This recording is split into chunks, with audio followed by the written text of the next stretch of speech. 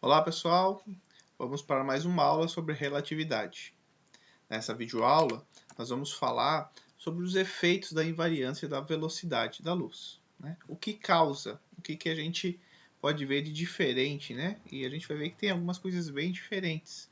Em especial, que quando a gente vai fazer uma medida de tamanho num referencial, em outro referencial, né, não vai ter esse mesmo tamanho se houver um movimento, uma velocidade entre os referenciais.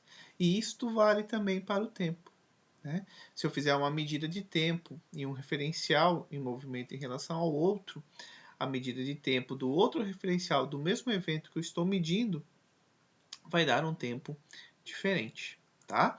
Então a gente vai explorar um pouco esses dois temas nessa videoaula. Vamos para o quadro então. Então, essa primeira frase que eu até já iniciei falando para vocês, né? A consequência da invariância da velocidade da luz é que observadores em referenciais diferentes discordam quanto à duração temporal e a dimensão espacial, né? Por que discordam? Porque um observador diz, olha, essa régua aqui tem 30 centímetros. E o outro observador que está num outro referencial diz, não, ela tem 20 centímetros. E aí, quem está certo? Né? A gente já viu, os dois estão certos, porque depende de cada referencial. E agora só que a gente vai ver como isso acontece, tá certo? Então, o primeiro tema é a contração espacial, né? O que acontece com o tamanho dos nossos objetos. A gente já viu, através das transformações de Lorentz, que objetos que a dimensão transversal não se altera de um referencial para o outro. Lembra quando a gente viu y', a gente passou, né, quando passava lá, fazia a marca no referencial. Então, nas direções transversais, os tamanhos são os mesmos vistos pelos dois referenciais. Porém, a gente sabe que na direção longitudinal, na direção de propagação do eixo, né, do nosso sistema, né, do eixo de propagação, a velocidade está nessa direção, a gente vê que não há um evento que acontece no S' não é simultâneo a um evento que acontece no referencial S. Né? Então vamos ver o que acontece. Antes de tudo, antes de a gente começar, né, a primeira coisa que vocês têm que prestar bastante atenção, em especial nos exercícios, uma das principais coisas é ver quem é o valor próprio da grandeza física. Tá? E isso é toda a diferença. Tá? Vocês precisam, para conseguir resolver, vocês precisam encontrar o valor próprio da grandeza física. Quem é o valor próprio? Aqui eu estou circulando, o amarelo quase não aparece, né? Então, aparece o vermelho, né? Quem é este valor próprio? Tá? Este valor próprio é o valor que é medido em relação ao referencial onde que o teu objeto está em repouso. Né? Que está aqui, ó, o valor dessa grandeza, que pode ser o tempo ou pode ser o comprimento. Né? Então, o valor próprio da grandeza é a grandeza medida em um referencial onde o objeto ao qual está associado essa grandeza medida está em repouso, tá? Então, o grande desafio, vocês vão ver que as equações são simples, não tem muito, né? A interpretação que é mais complexa, porque é algo bem novo. Mas o que vocês têm que explorar e buscar é saber qual é o valor próprio, tá? Olhem o nosso exemplo aqui, tá? Esse referencial, a régua aqui de tamanho LP, nesse referencial, a régua está parada em relação a este referencial. Então, se essa barra aqui, né, essa régua, está em repouso em relação ao nosso referencial S', certo? Então, o comprimento da barra é o nosso comprimento próprio. Né? Então, veja, o comprimento próprio da nossa barra está sendo dada como sendo LP. Por que o LP é o comprimento próprio? Porque é o comprimento dado num referencial onde que a régua está em repouso. Então, vocês têm que identificar esta parte. Tá certo? Essa régua, eu posso dar o tamanho dela através das posições x, né? Onde que x1 e x2 eles estão não preciso fazer eles variando no tempo, porque eles são fixos. Não é verdade? Porque a régua está em repouso. Então, o x a posição da régua aqui sempre vai estar em x'2 e a posição da régua aqui sempre vai estar em x1 1', né? Então, beleza. Então, a gente tem, esse aqui é o comprimento próprio da grandeza. Agora, se você, eu estou ali nesse referencial linha, você que está no outro referencial, o referencial S, aonde que o referencial linha está se movendo em relação ao referencial S, será que você vai olhar a régua e vai dizer que ela vai ter esse mesmo tamanho LP? É isso que é a questão aqui, né? Será que um referencial que está em movimento em relação a esse nosso referencial vai ver a régua com esse mesmo tamanho? Né? E não é nada óbvio dizer que não, né? Só que daí vocês lembram que os eventos agora, aquela simultaneidade de evento, não é mais verdade agora para os dois referenciais. Um evento que é simultâneo em um referencial não é necessariamente simultâneo em outro referencial. Lembro do treino do raio, né?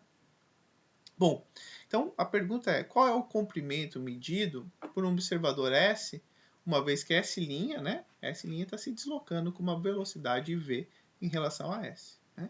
Então aqui estamos no nosso referencial S agora, e a gente quer saber qual vai ser o tamanho medido nesse referencial S da régua, que ela não está aqui. A régua ela está lá no nosso referencial S', tá certo? Então observe que agora esse x1 e esse x2 são posições no tempo, né? Observe que se eu estou no referencial S, eu quero medir o tamanho da régua, aqui é a régua, né? Eu quero medir o tamanho, eu vou lá no referencial S, pego ali uma trena e meço. Agora, essa régua que ela está passando aqui no tempo, como que eu vou pegar uma régua e medir alguém que está passando? Não dá, né? Então você vai precisar de dois observadores. Um observador que vai dizer assim, ó, passou aqui, quando chegou a ponta, x2. Quando chegou e um outro observador aqui que diz, olha, quando chegou a parte de trás é o x1. Né? Então você precisa de dois observadores para saber o tamanho da régua. E aí que vem a questão do evento simultâneo. Né? Então essa é a questão. Então você precisa de dois observadores. Um para dizer, olha, x2 aqui ó, na ponta da régua e x1 aqui na traseira da régua. Então você precisa de dois observadores. Então, você está vendo aqui, não é um movimento absoluto, não é medido por um único observador. Né? Então, quem vai, o pessoal aí, os dois observadores que vão medir a nossa régua no sistema referencial S, vai medir uma régua que é x2 no tempo, y1 no tempo. Né?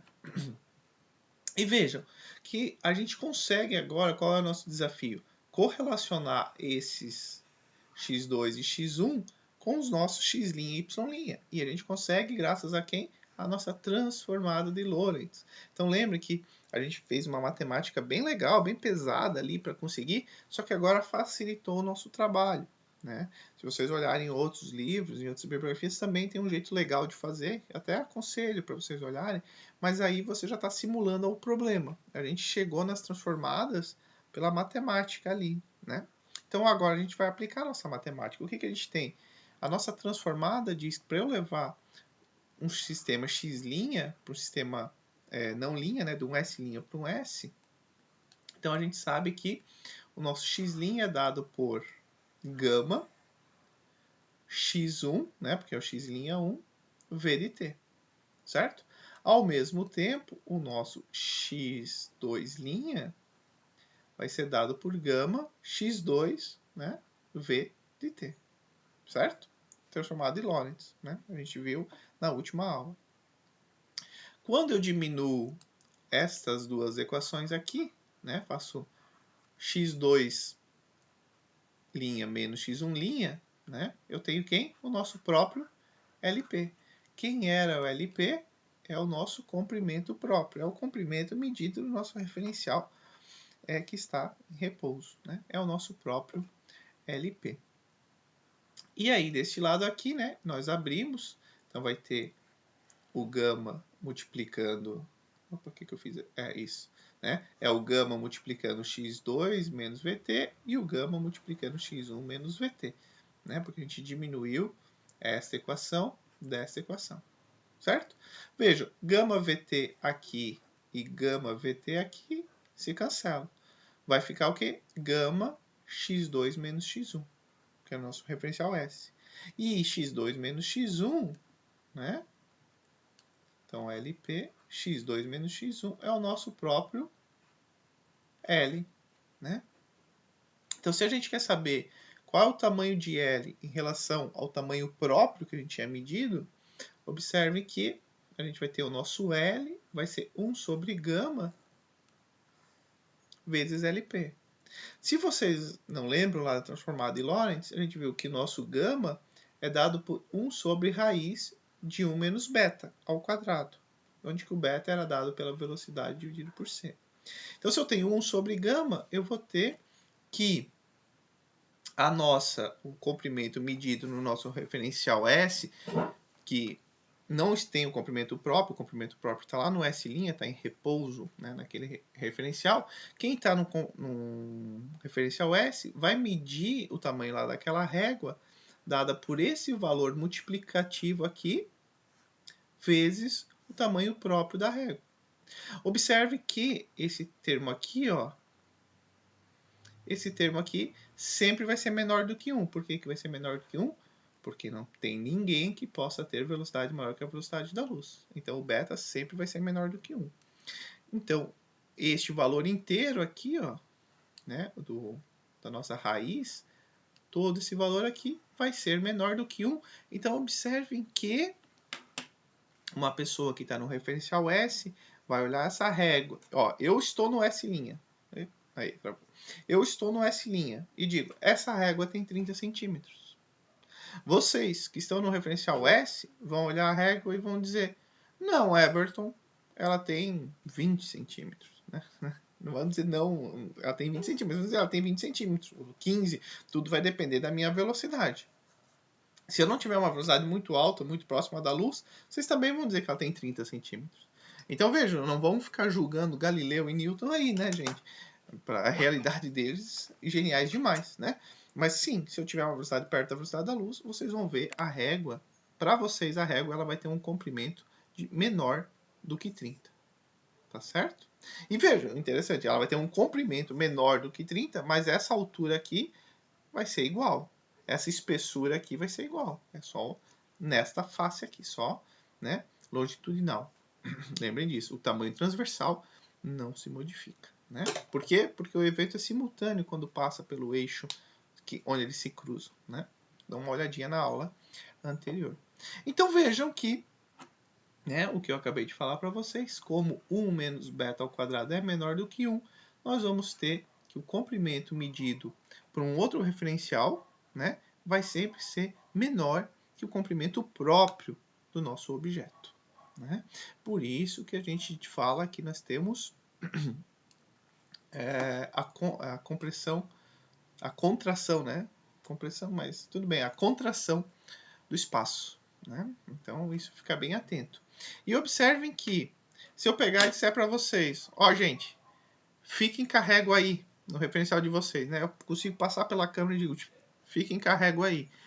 Aí um de vocês pega a régua e diz, opa, ela tem 30 centímetros. E eu continuo viajando, eu digo, não, vocês estavam certos, ela tem 15 centímetros.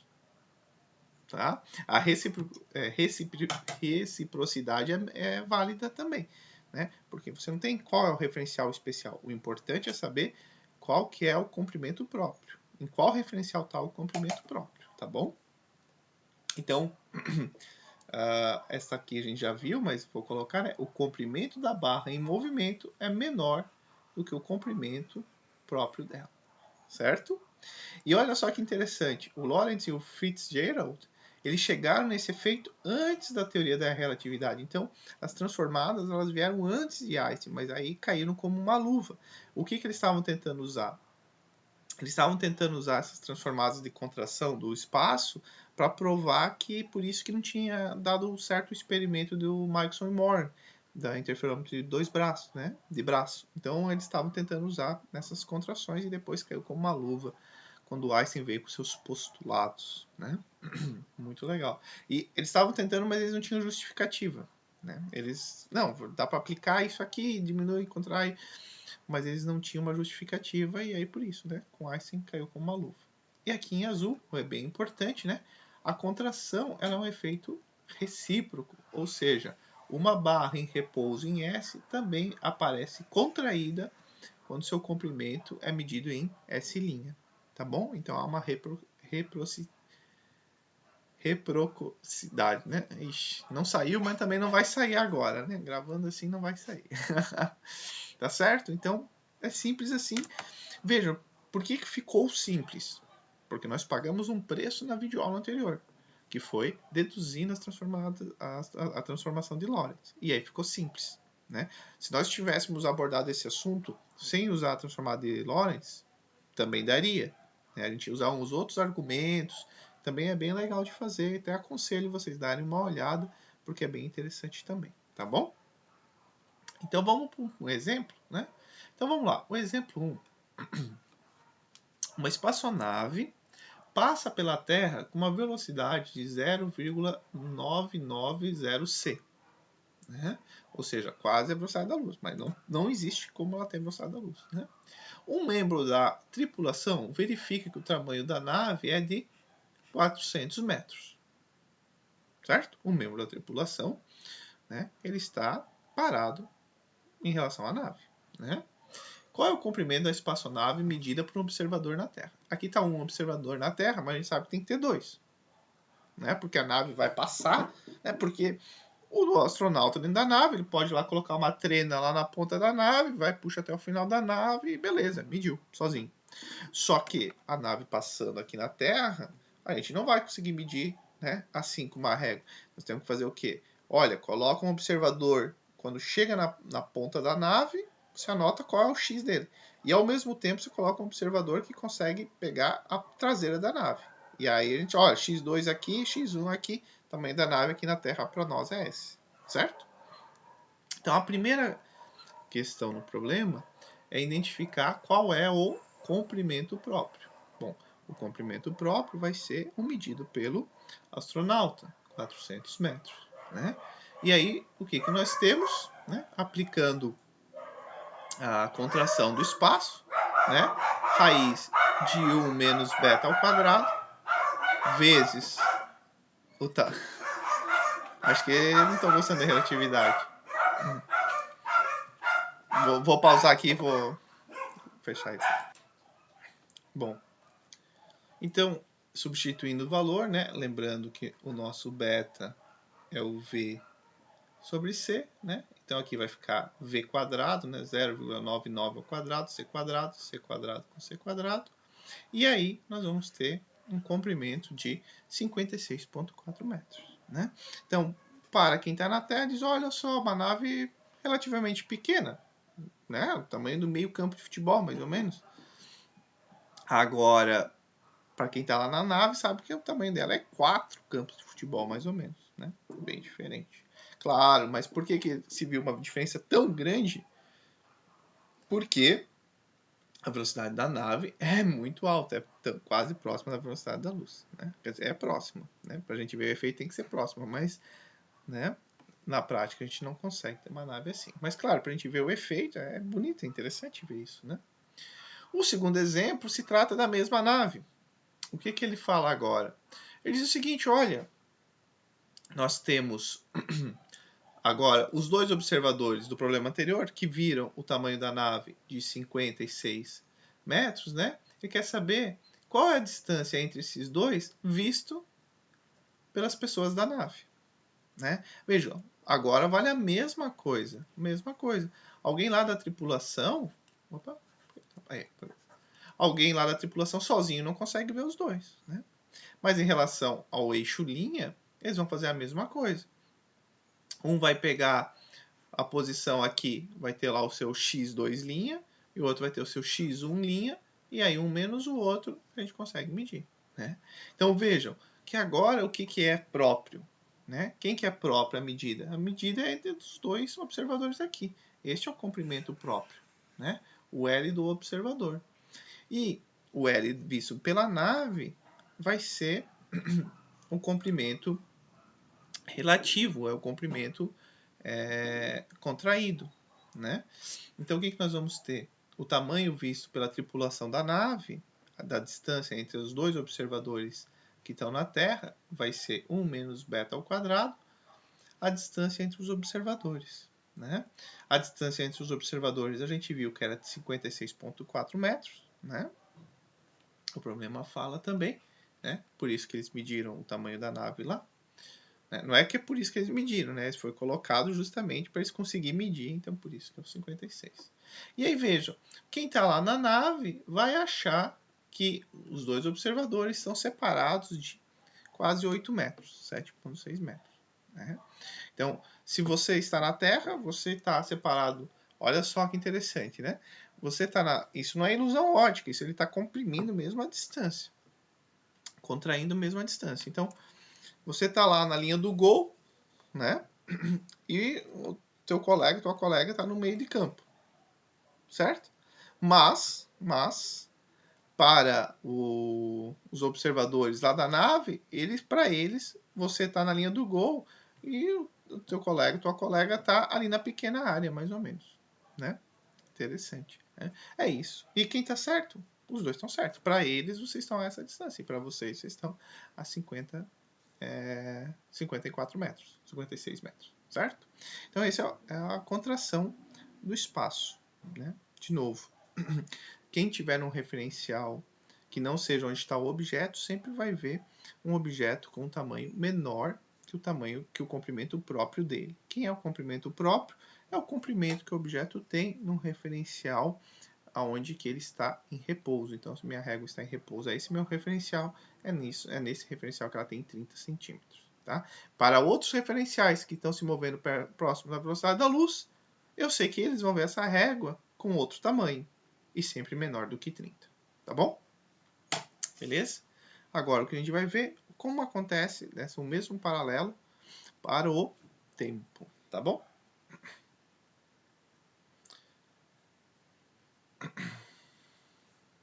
Bom, o tempo acontece, né? A gente fala, já estou dando spoiler com o título, mas tá bom? É a dilatação do tempo. Vamos ver o que acontece com o tempo, né? A gente vai ter que fazer algumas questõezinhas primeiro, porque a gente vai medir o tempo, então tem que colocar algumas pontuações aqui, tá? Então, primeiro, olha só o que nós vamos considerar. Nós vamos considerar um relógio, e ele vai estar em repouso, ou seja, ele vai estar parado no referencial na origem, ó. Tá? Então, nós colocamos um relógio numa posição, no referencial S', ele vai estar em repouso na origem, então a posição do relógio é quem eu estou riscando aqui. Ó. Então, o meu relógio ele vai estar sempre em x' igual a zero. Tá? Isso é bem importante. Então, se o relógio está em repouso no x' igual a zero, a gente vai dizer que o tempo marcado por esse relógio será o tempo próprio. Tá? Então, quem é o tempo próprio? É o tempo do relógio que está em repouso, parado na origem do teu sistema, no teu sistema referencial. Né? Então, e a gente vai representar esse tempo próprio como sendo o nosso tal. Tá bom? Então, o tal é representado pelo tempo próprio, para diferenciar ele do t, que é o tempo visto por outro referencial. Tá? Então, a coordenada do tempo t, correspondente à medida a mesma medida do tal, né? Mas no nosso referencial S, a gente também pode conseguir através da transformada de Lorentz, e eu aqui pela transformada inversa, né? Porque a transformada de Lorentz dá o t' em relação ao nosso sistema, e o que a gente quer agora, a gente quer o tempo t, né?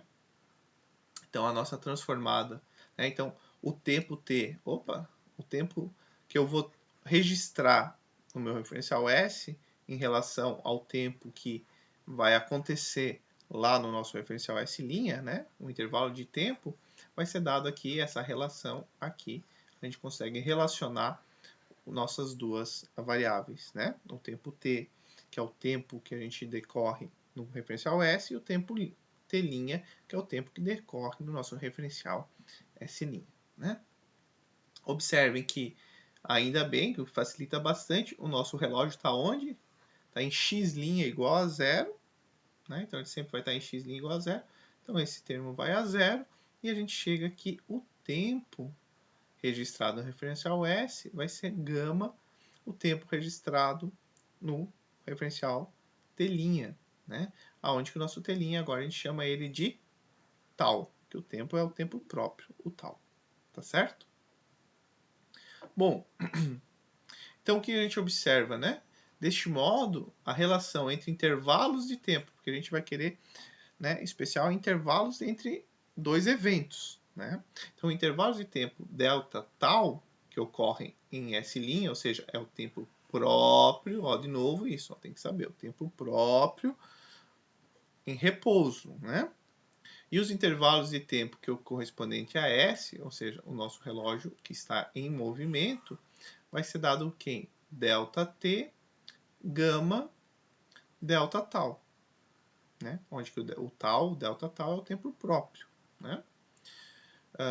Fazendo isso aqui, olha, quem que é o gama? 1 sobre raiz de 1 menos beta ao quadrado. Lembrem, esse termo aqui que eu circulei sempre vai ser menor do que 1. Né? Então, se esse... Opa, paguei que não devia, né? Se esse termo aqui é menor do que 1, este termo aqui, ó, vai ser maior que o ΔT. Né? Então, a gente tem a dilatação do tempo. Então, se eu estou na nave, né, e eu vejo aqui essa calculadora, eu estou na nave, olhando para a calculadora cai. Cronometrei 4 segundos. Né? Vocês perceberam, 4 segundos, né? A calculadora caiu, eu cronometrei 4 segundos. Para vocês que estão no referencial S, eu estou no referencial da nave, que é S', estou me movendo próximo da velocidade da luz. Para vocês que estão no outro referencial, vocês olharem essa calculadora caindo, vocês vão dizer, ela levou 7 segundos. 7 segundos, né? Vocês viram, ela levou 7 segundos, né? Então, bom, mas veja que nesse sentido aqui eu tenho que estar me propagando aqui para cá, né? É sempre longitudinal, né? A calculadora vindo para cá e para cá, né? E aí vocês vão dizer, olha, deu 7 segundos de queda. Certo? E aí a gente vê que temos a dilatação do tempo. Então, o tempo num referencial onde que não está o teu relógio, ele sempre vai ser maior, tá certo? E da mesma forma, né?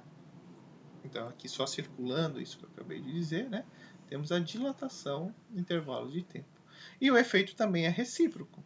Se agora eu passo a calculadora para vocês e vocês deixam a calculadora cair ali no referencial de vocês, que é o S, e vocês cronometram, Everton estava certo, a calculadora caía, levava 4 segundos. E eu cronometro, eu sozinho aqui não consigo cronometrar, mas já vou explicar para vocês. Eu consigo aqui, eu chamo a Ellen que a gente cronometra aqui. E, não, vocês estavam certos, era 7 segundos. Né? E os ambos estão certos. Né? Tudo depende do referencial, certo? Bom, então, como a gente pode entender isso? A questão é o seguinte, o tempo próprio é alguém que está aqui cronometrando. Então, vocês têm que imaginar o seguinte, tá? Como que vocês vão medir, vocês que estão no referencial S, eu estou me movimentando junto com a nave. Então, para eu cronometrar um evento, eu pego aqui, ó, eu disparo meu cronômetro, a hora que terminou o evento, eu fecho meu cronômetro, esse é meu tempo. Mas para vocês, o objeto está passando. Né? Então, o que nós temos que fazer? Se nós pegarmos e setarmos, configurarmos nosso cronômetro, né, para o T1 linha ser igual ao T1 que for igual a 0, ou seja, porque o meu relógio está em O linha, né, e coincide com O no tempo igual a 0, certo? O que a gente faz? Vocês na Terra vão precisar mais um cronômetro. Né? Por quê? Você vai deixar o cronômetro na mão de uma pessoa, né? E o cronômetro na mão de uma outra pessoa num outro ponto. Né? Quando a calculadora é solta, eu disparo o meu relógio aqui. Né? Quando a calculadora termina de cair, eu travo o meu relógio aqui. Já vocês vão dizer o seguinte, olha, quando a calculadora passa pela primeira pessoa, ela dispara o cronômetro. Quando ela passa pela segunda pessoa, a outra pessoa também dispara o cronômetro. Né?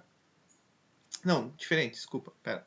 O cronômetro é disparado no começo do evento. Né? Quando a calculadora passa pela primeira pessoa, o evento a calculadora passando, evento simultâneo, você vai lá e olha qual que é o tempo que deu no relógio. Né? Você vai lá e olha que o tempo deu no relógio tantos minutos. A calculadora continua caindo. Quando ela passa pela segunda pessoa, porque a calculadora está se movendo na nave aqui. Quando ela passa pela segunda pessoa, a segunda pessoa olha o evento simultâneo da calculadora passando e diz: olha, aqui passou em tantos minutos. E aí, o tempo da calculadora vir aqui até aqui, passa a diminuir esse tempo aqui e do outro. Né? Então, basicamente é essa a relação. Né? Quem está no tempo próprio precisa de um único cronômetro. Você olha, né? Então vamos fazer o mesmo caso para quem está no tempo próprio. Né? Vamos fazer a calculadora aqui. Ó. Eu estou com o meu relógio. Né? Esqueça o cronômetro, porque eu usei o cronômetro, mas o cronômetro é um exemplo ruim. Esqueça o cronômetro. Vamos pensar em relógio. Em relógio, um exemplo melhor. Né? Eu estou aqui e eu vejo a calculadora. Deixa eu só fazer um negocinho aqui. Certo? Tive que fazer uma pausa aqui. Então vamos lá. Eu estou na nave S', né? E a calculadora vai cair aqui na nave S', certo? E aí a minha nave está se propagando nessa direção aqui, tá bom? Aí eu estou olhando a hora, né? Estou olhando um relógio de ponteiro. A calculadora caiu. Eu vi que no relógio de ponteiro estava marcando, quando a calculadora está lá, estava marcando 1h03. E eu fiquei acompanhando e tal. E eu estou olhando o relógio, estou olhando a calculadora. Estou olhando o relógio, estou olhando a calculadora. Quando a calculadora passa aqui, eu olhei que aí passou 1h04.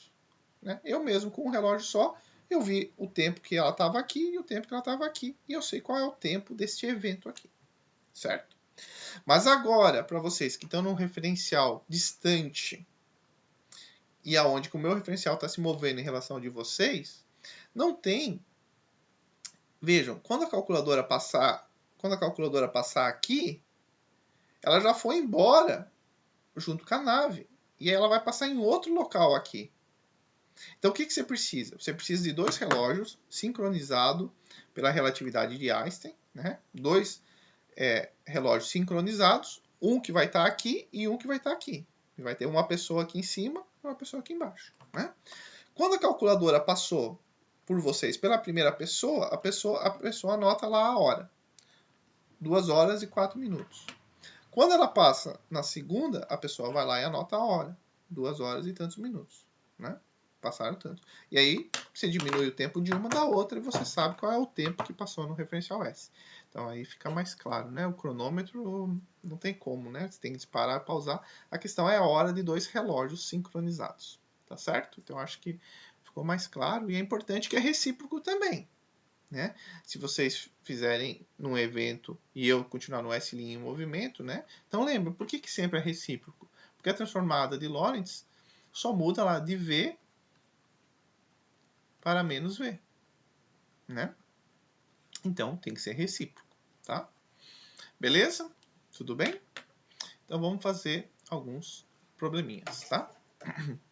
Então o primeiro, o que nós temos? Né? Nós temos olha só, partículas subatômicas de alta energia vindo do espaço interagem com átomos nas camadas superiores da atmosfera terrestre, produzindo partículas instáveis, os muons.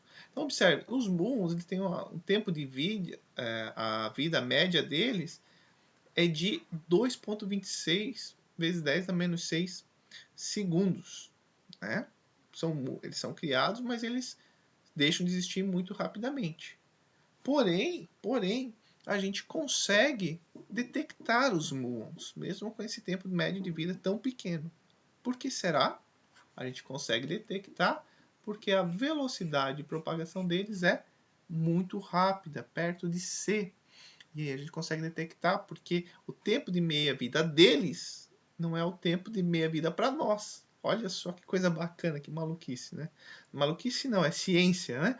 Mas às vezes parece beirar essa maluquice que é quando a gente se depara com algo muito novo, que tira a gente um pouco do nosso conformismo do que a gente tinha aprendido até agora, né? Então vamos lá. Então vejam que esse tempo de vida média é o tempo que passa para o próprio muon. né? Esse é o tempo próprio, né? E a gente quer saber se o muon está se deslocando a uma velocidade de 0,99 em relação a c, em relação à Terra, qual o valor que você encontrará para a vida média do muon, certo? Então, o tempo próprio vai ser o... Então, a gente vai querer descobrir qual é o tempo que a gente vai ver aqui na Terra, né?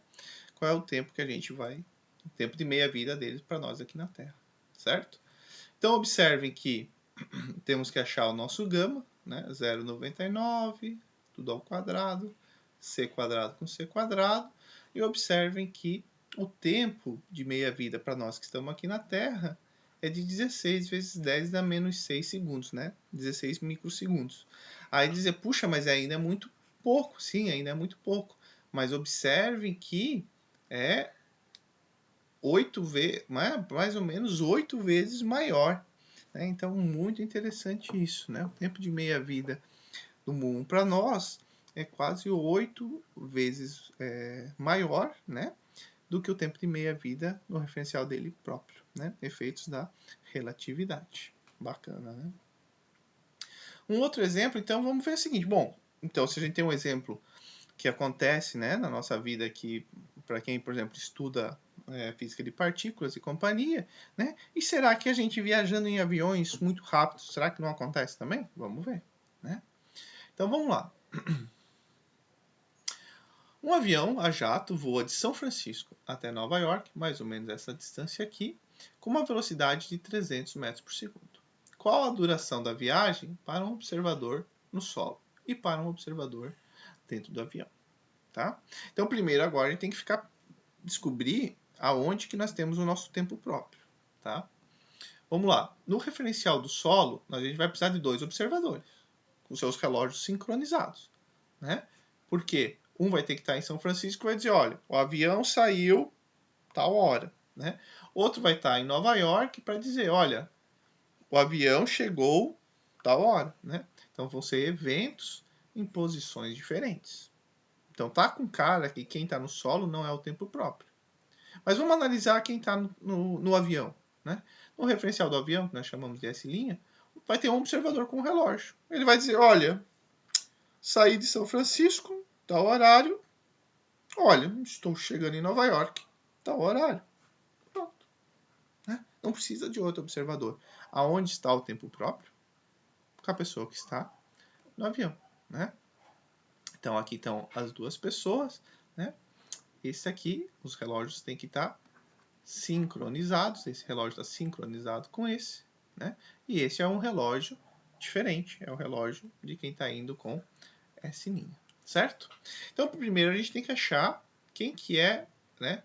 Então, vejam que 4.800 quilômetros a distância de São Francisco a Nova York, né?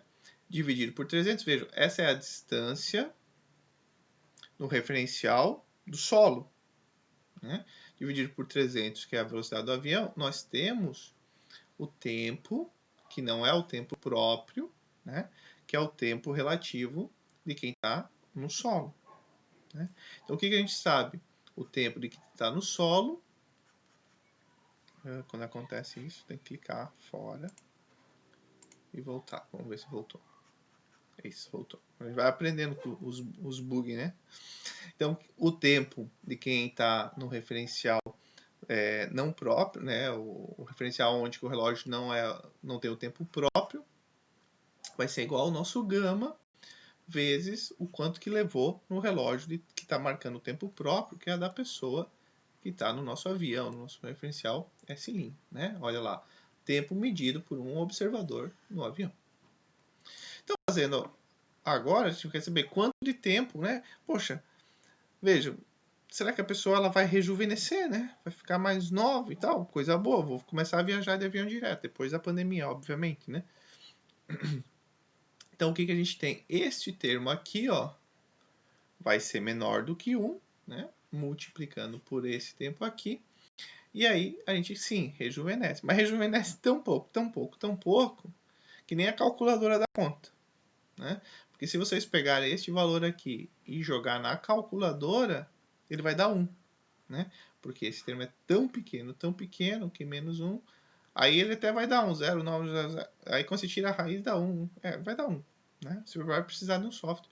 Então vejam que a diferença do tempo que vai passar, né? Isso aqui é praticamente 1, vai ser praticamente o mesmo tempo. Mas sim, vale para o nosso mundo, entre aspas, real, né? Só que, claro, se o avião tiver uma velocidade da luz, aí já vai começar a valer a pena, tá certo? Mas, provavelmente semana que vem a gente vai falar do paradoxo dos gêmeos. E a gente vai tratar um pouco isso da estratégia de rejuvenescer viajando no espaço, tá bom? Então, para a gente finalizar, fazer mais um problema, esse problema aqui é bem interessante, e a gente tem que tomar bastante cuidado para entender ele bem, né? Então, o que a gente tem agora? A gente tem a Mavis, que ela é uma viajante no espaço, e ela viaja numa espaçonave e passa com uma velocidade relativa de 0,600 C sobre o Stanley, que está na Terra. Então, a Mavis está pilotando a sua nave e ela passa por cima do Stanley com uma velocidade de 0,600 C. Né? Então, assim que ela passou, ambos começam a cronometrar. A Mavis começa a cronometrar e o Stanley começa a cronometrar o tempo. Cada um no seu relógio. Né? No instante que o Stanley verifica que a Mavis se afastou 9 vezes 10 na 7, qual é o valor registrado pelo cronômetro da Mavis? Tá? Então vamos nos ater primeiro à letra A, certo? Então vejam, o que está acontecendo aqui? Né? O Stanley, para ele ter o tempo, ele vai ter que cronometrar dois eventos, né? O tempo entre dois eventos. O evento que passou aqui e aonde que a nave está a 9,10 na 7 metros. Né? Então reparem que só o Stanley sozinho, né, ele não ia conseguir, né? Aqui não é a hipótese, ele vai precisar de alguém lá, né? Então quando a Mavis passa, eles olham, o tempo deu, a hora é essa. Então depois de 9 pontos quilômetros, o horário está marcando esse, eu tenho tempo, né? Então o Stanley, ele vai marcar no relógio dele 0,5 segundos. Observe que nesse intervalo de tempo, a Mavis, ela só vai cronometrar. Né? Ela só está olhando o relógio dela, o tempo está passando, ela está olhando o relógio. Né? Então o tempo próprio está acontecendo na nave com ela, enquanto o Stanley vai ter que olhar os dois relógios, né? Tá olhando os eventos que acontecem aqui e lá. Né? Então quando o Stanley analisar esses dois eventos, e que para ele passou 0,5 segundos, e aí substituindo 0,5 aqui, a gente quer ver quanto que marcou no relógio da Mavis, né? No relógio dela, marcou 0,4 segundos. Né? É o valor indicado no cronômetro da Mavis, porque o tempo próprio está com a Mavis. Certo? Vamos para a letra B. A letra B pergunta, no instante que a Mavis lê 0,4 segundos no seu cronômetro, qual é o valor observado pelo Stanley? Aí a gente cai na tentação de dizer assim, olha, é 0,5, já está aqui a resposta. Não, calma, porque agora o que está acontecendo? A Mavis, ela estava aqui sentada aqui na nave dela e ela passa pelo Stanley e aí ela vê um evento lá na frente e ela marca entre dois eventos, entre o Stanley e o próximo evento. Enquanto o Stanley só está olhando o cronômetro. Então, este tempo aqui é o tempo que a Mavis que está na nave é como se ela tivesse em repouso e o Stanley passasse a Terra com uma velocidade menos v. Certo?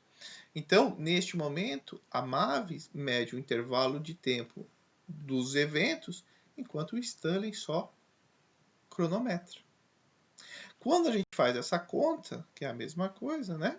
Então, o 0,4 vai ser o intervalo entre dois eventos registrados pela Mavis, e o valor indicado no cronômetro do Stanley é igual a 0,320 segundos. Né? Isso daqui é a amostra que não há dois eventos simultâneos, né? Porque quando passou lá num certo ponto, né, para o Stanley levou, né, passou naquele ponto lá do 9 vezes 10 na 7 metros, para o Stanley, a nave da Mavis passou lá naquele ponto, né? Então houve a simultaneidade da nave passar naquele ponto e o relógio dele marcar ponto 5 segundos.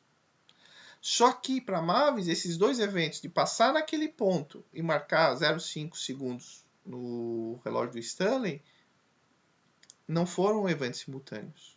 Para Mavis, quando ela passou lá naquele ponto no relógio do Stanley, para ela estava marcando 0,32, porque não são eventos simultâneos. Não são eventos simultâneos. Então, para Mavis, ela passa pelo mesmo ponto ali que o Stanley está vendo. Quando ela passa ali naquele ponto, diz, olha, nesse ponto no relógio do Stanley está marcando 0,32. Agora, para o Stanley, são eventos diferentes. Quando ele vê ela passando naquele ponto, ele diz, olha, quando ela passa aqui, marca 0,5 no meu relógio. Né? Então, observe que são eventos diferentes. O evento do Stanley observar a nave num ponto e depois ela no outro ponto enquanto a Mavis só cronometra. E o outro evento, que é a Mavis reparar a Terra passando entre um ponto e o outro, e o Stanley só cronometra. Né? Então, isso mostra que a gente não tem a simultaneidade, né, dos dois eventos. Os eventos em referenciais diferentes não são mais simultâneos. Tá certo? É isso aí. Vamos terminar aqui. Né? Então, agora a gente já começou, né? Então a gente começou a introduzir o que era a relatividade, os postulados de Einstein, a transformada de Lorentz, que vem nos facilitar a vida. Agora a gente viu os efeitos, né, da relatividade, que é a contração do espaço e a dilatação do tempo. Lembrando que, por que é a contração do espaço? Porque a medida de tamanho próprio é quando o teu objeto que é medido o tamanho está no referencial, ele está em repouso no referencial. Em qualquer outro referencial, vai ver esse mesmo tamanho menor. E por que é a dilatação do tempo? Porque um evento que ocorre num tempo, né, um tempo próprio, ou seja, quando o teu cronômetro está na origem, paradinho ali, só medindo o tempo, esse é o tempo próprio. Esse evento que ocorre aqui nesse tempo próprio, medido por qualquer outro referencial inercial, vai medir um tempo maior. Quanto maior? Depende da velocidade do referencial, né? A velocidade relativa entre os referenciais. O quanto mais próximo da velocidade da luz, maior a diferença. Tá certo? Então, na próxima videoaula, a gente vai tratar das velocidades, como a gente pode usar a transformação de Lorentz para encontrar relações de velocidades, efeito Doppler, energia relativística e tem mais coisas para vir por aí. Tá bom? Nos vemos na próxima videoaula. Valeu, gente!